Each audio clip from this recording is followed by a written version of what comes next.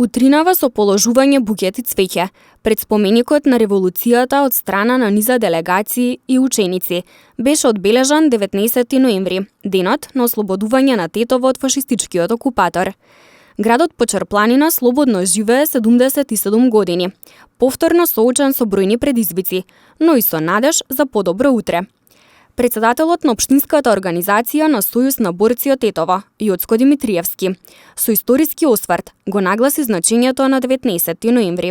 Веќе од априлската војна од 1941 година, Тетово се најде под двојна, односно тројна окупација.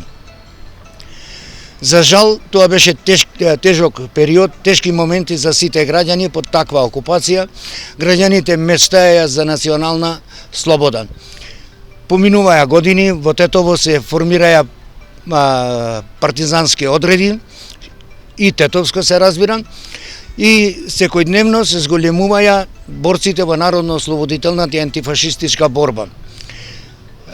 Поголемите настани при ослободувањето на Македонија започнаа веќе од 8 септември 1943 година, кога капитулира Италија, а веќе наредната година од 9 септември 1944 година капитулира и фашистичка Бугарија. Со тоа се овозможија услови на целата на територија на нашата земја да започнат решителни борби за конечно ослободување на Македонија.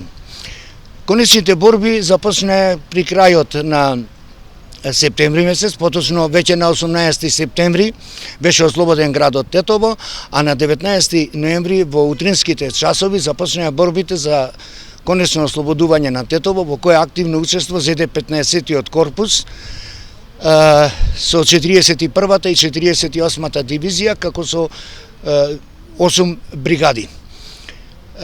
Тетово веќе беше ослободено. Активно учество во ослободителните борби зедоа и голем број на граѓани.